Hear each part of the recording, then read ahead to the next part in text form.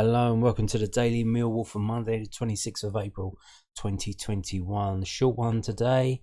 We're going to start off with the loan roundup, the loan watch. This is from news@den.co.uk. They do this every week, every Monday. They talk about all the players, Millwall players who are out on loan, what they did at the weekend over the games. So let's start reading this. It says Sutton's bid for automatic promotion to the Football League suffered another hit as they lost 1-0 to Eastleigh on Saturday. Line striker Isaac Olofi was looking to add to his 10 National League goals this season, but he was brilliantly denied by Eastleigh goalkeeper Joe McDonnell. Adam Marriott scored the only goal of the game in the 43rd minute as the hosts moved to within a point of the playoff places.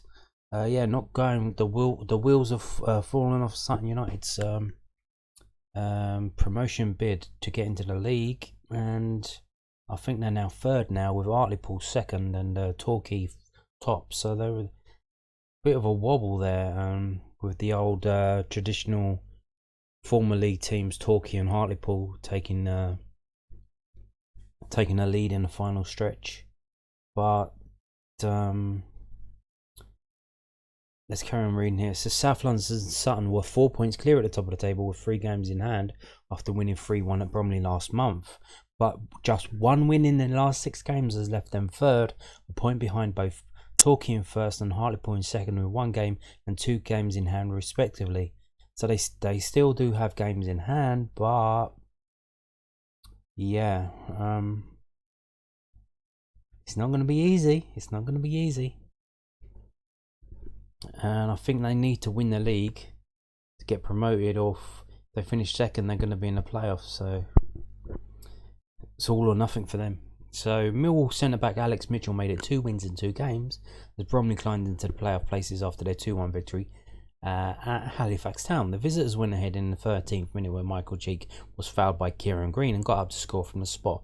James Alabi made it 2-0 in the 91st minute before Neil Byrne responded 2 minutes later, but it was too late for the home side to salvage anything.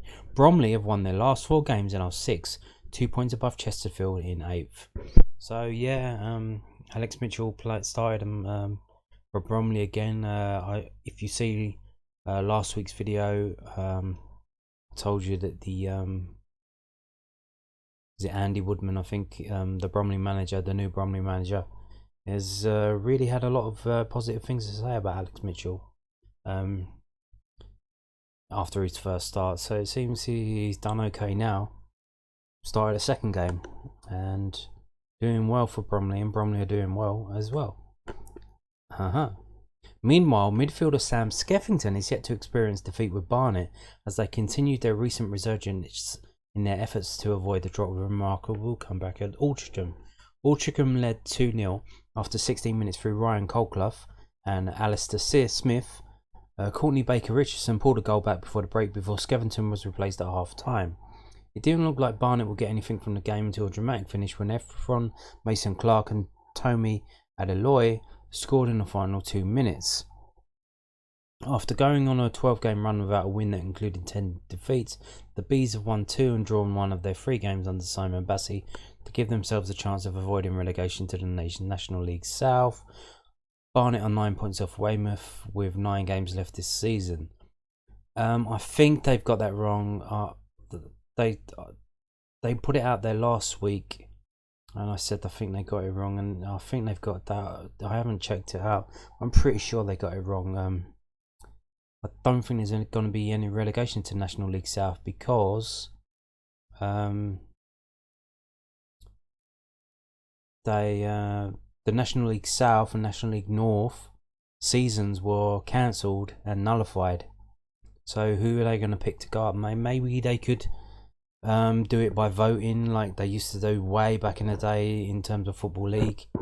The teams that finished bottom of the Football League 4th division would often have to reapply, like fill in a form and say, oh please can we stay in the league, and then it was up to the rest of the league to say yeah, okay or no, and then they'll have to consider the reapplication with applications from teams who finished higher in the National League, and they would either choose one or the other.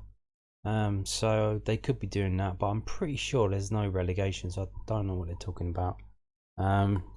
But Sam Skeffington there in 45 minutes, so They were 2-0 down, so it seems it may have been a tactical change.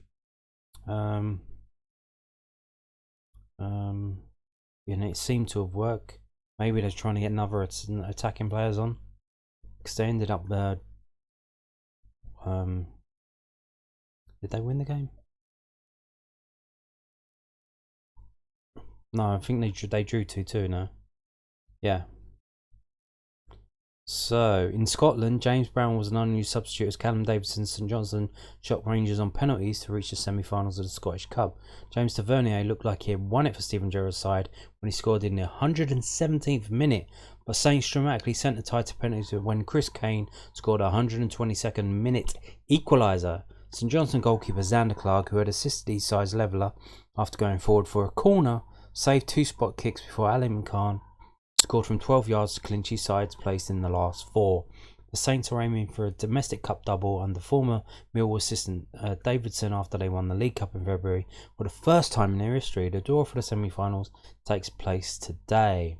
So James Brown not really getting a look in now. I think he's played like 1 game since he's gone up there, mostly being used on the bench. Shame for him, but yeah, that's a shame for him. So let's move on to our last story of the day. Yes, short and sweet, only 2 stories today.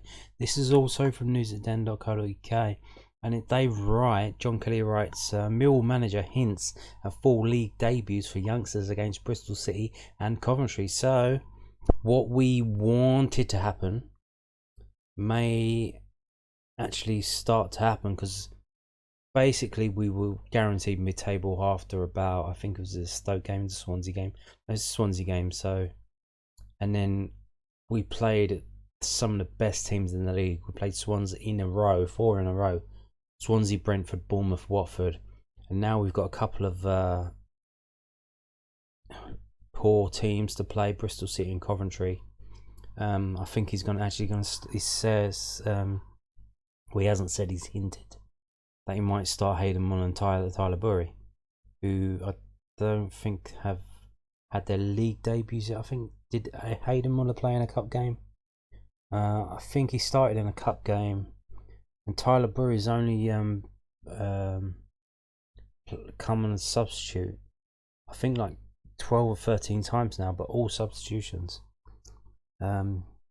So let's have a read of this. It says Millwall boss Gary Rowett has hinted that Aidan Muller and Tyler Burey could be handed full league debuts in the last 2 games. The Lions face Bristol City and Coventry next week to bring their 2021 campaign to a close. Millwall were without 3 right-sided centre-backs in their 1-0 defeat against Watford on Saturday, with Marlon Romeo starting there in a back 3. Muller, 19, came on for Danny McNamara, and Burey, also 19, replaced Mason Bennett. Millwall had 3 players against the Hornets who came through their academy in Muller, McNamara, Billy Mitchell. Burey came through the under-23s after joining from AFC Wimbledon. We want to win games, we don't want to be experimental, Rowett said, but we're looking at different ways to try and play.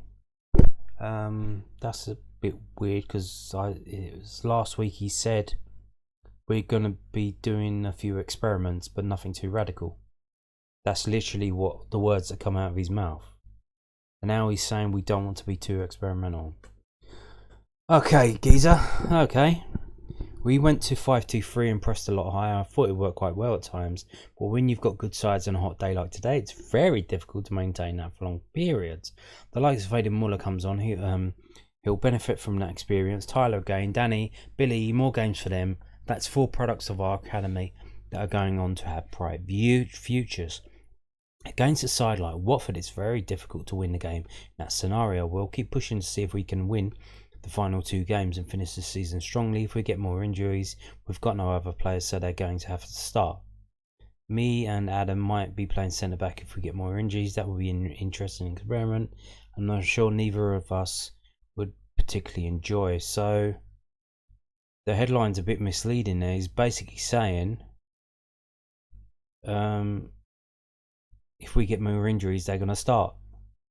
He's not saying he wants to play them. He's literally saying, I'm going to be forced to start them. I don't want to start them, but if there's more injuries, I'm going to be forced to start them. So he's not he's entirely unwilling to want to start Hayden Muller and Tyler Burey.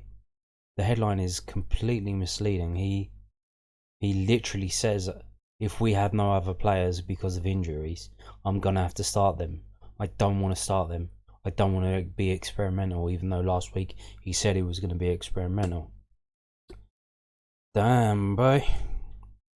Can we have a bit of consistency? If he's this flaky with us fans, can you imagine what he's like with the players? He literally said last week he was going to be experimental, but not too crazy. And now we've got the words coming out of his mouth saying, "Oh, we want to win games. We don't want to be experimental." It's like living with a woman. Can't make their mind up. They say one thing and then the next day they say the complete opposite, and you're supposed to just take it in stride. Like that's, well, you didn't know that. You didn't understand me when I said those things. This is. I bet the players are as bloody confused as we are. Anyway, that's it for today. Thank you for watching. Bye bye.